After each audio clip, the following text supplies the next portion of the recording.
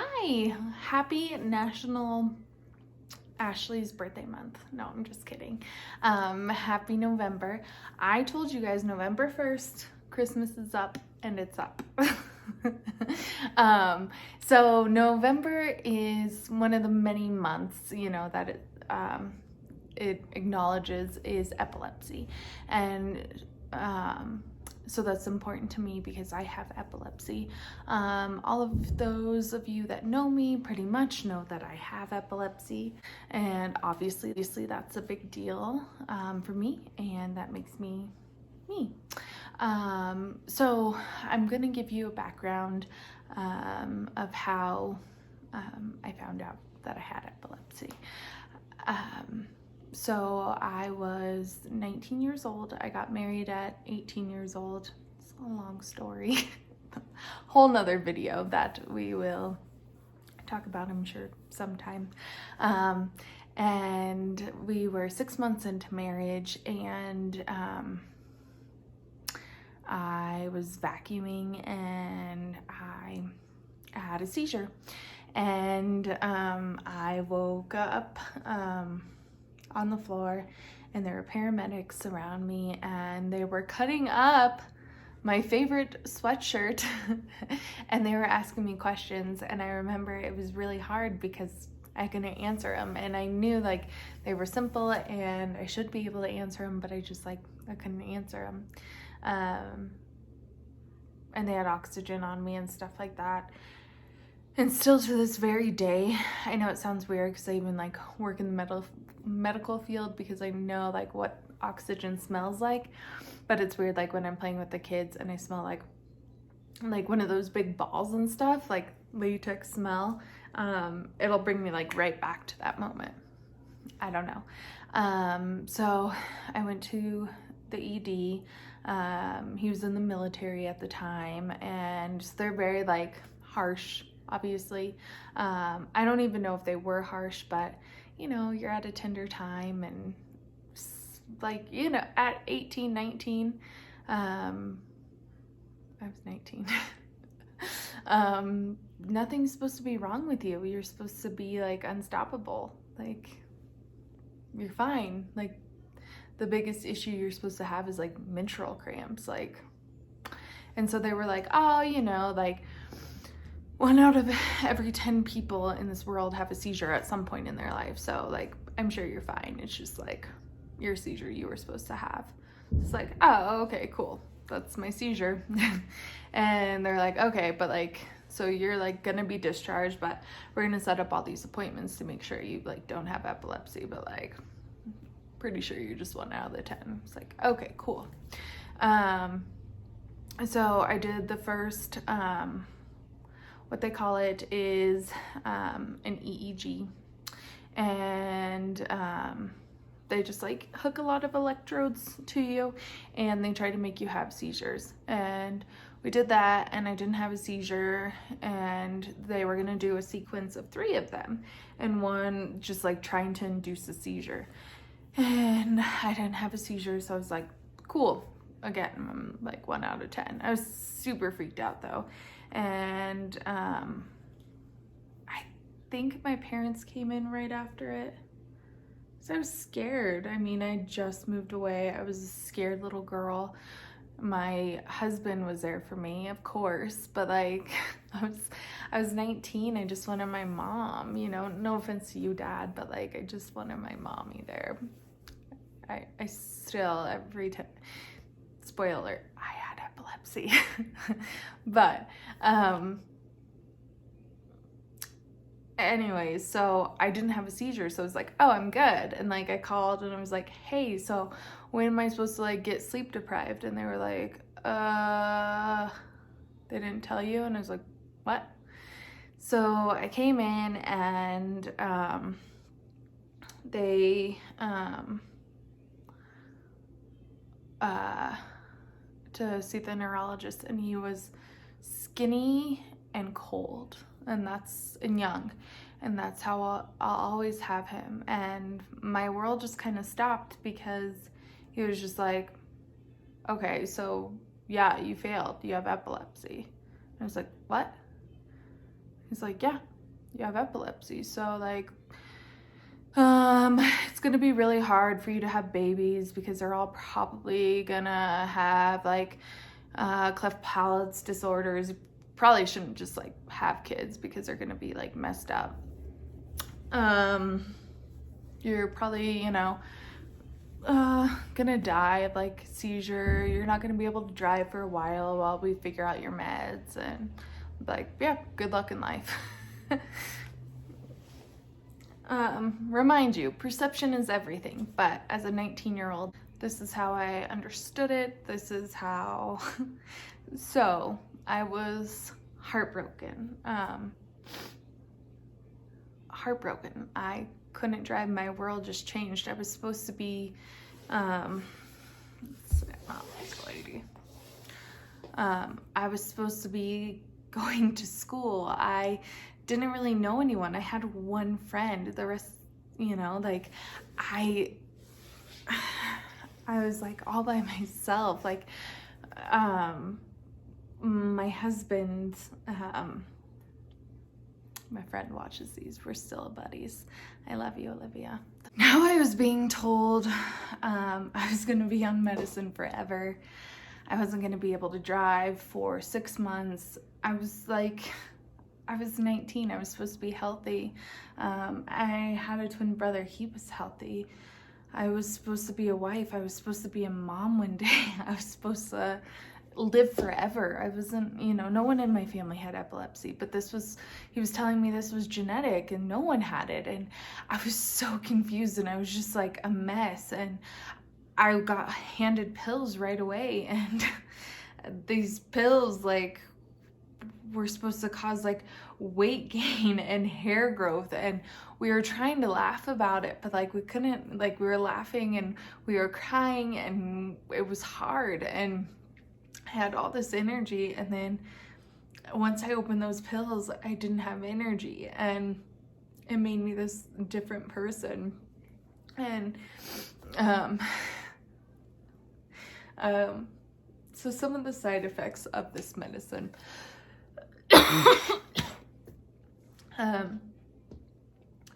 believe Keppra was the first one that I was put on.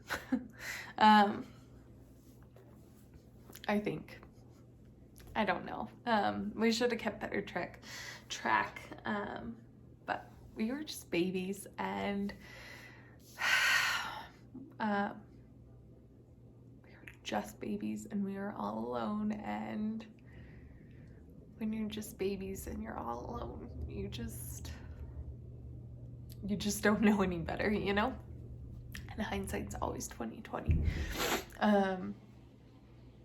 So I think I was on Keppra first, and I was exhausted. I was so sad and depressed, and I used to like my poor husband. So I was going to school to be a nurse, and he was in the Navy, and I don't know if you're aware of military schedule or understand military at all. You're pretty much always on. You get 0 time at home, and the 0 time you have at home, you are exhausted and want to sleep. And again, I was so young and like full of life. I would be like, Matt, come on, like let's go do something, because I wouldn't have anyone to hang out with except my poor friend who she could go home. Like she was so close to home, and so she was like, girl, like I was probably like a stage 5 cleaner. Sorry, Olivia. Anyway, so let's just pretend. Let's pretend like Olivia was home, and like I just had Matt. So just Matt's there, and I was like, hey Matt, let's do this,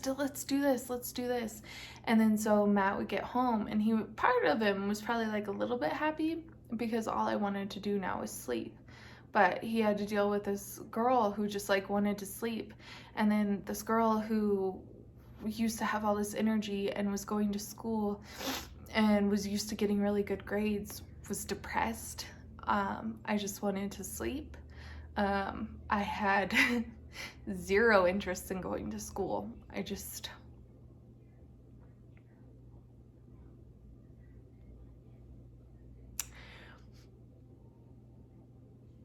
I had no motivation. Like, I knew that I needed to and stuff, but like, I knew I needed to get good grades because anyone who knows about nursing, like, you pretty much have to get straight A's to get into any nursing school, and if you don't, then you're screwed.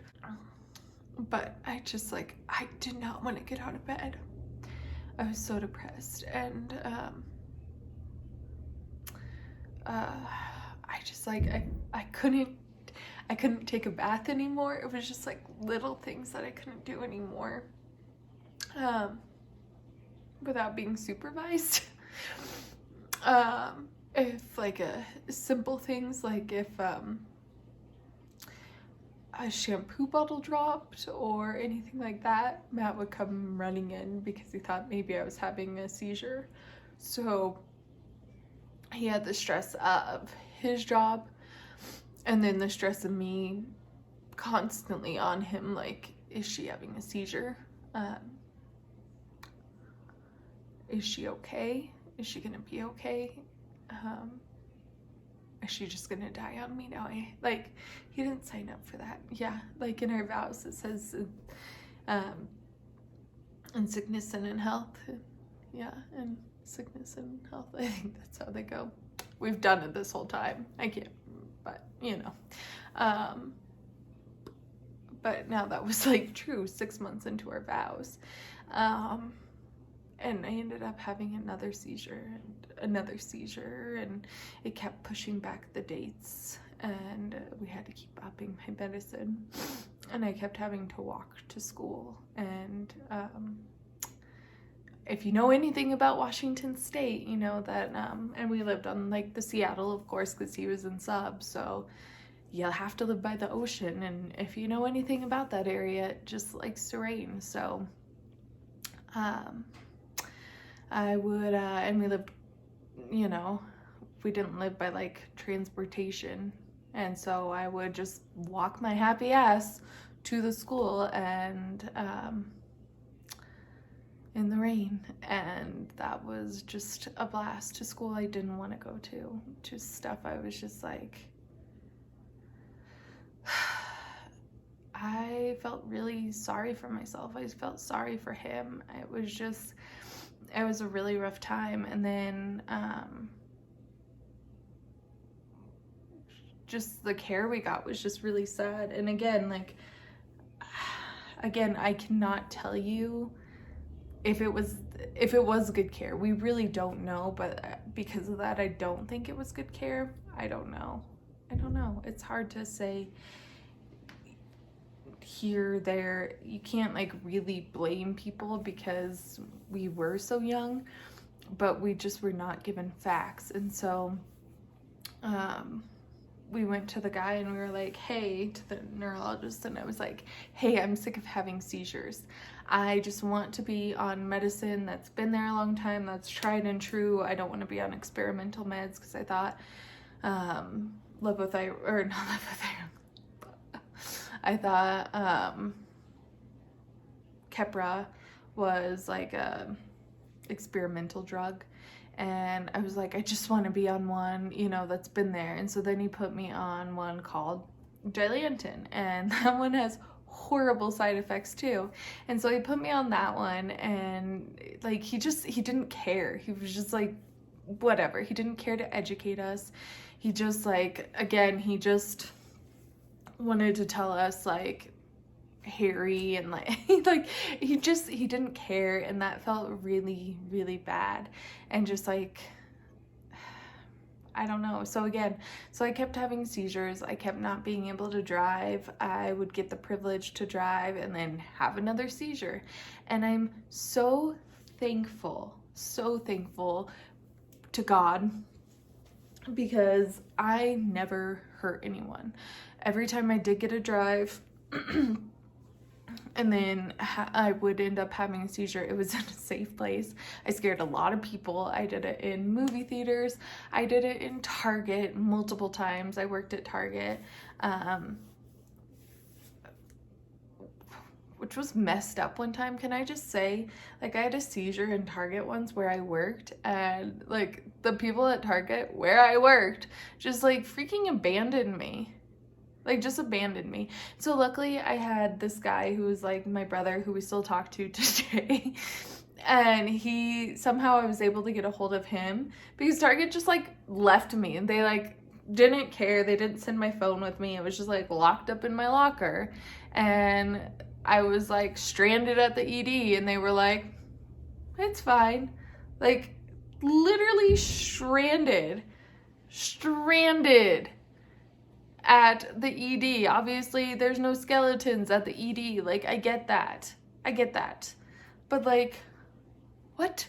Are you kidding me? So weird. Anyways, so that was my beginnings of epilepsy and the weird turns it took. So that was the conclusion of the beginning of my epilepsy journey. The next video is going to be how it affected pregnancy and my newest journey with it, because there's new stuff to it. I hope everyone enjoyed this video. Thank you.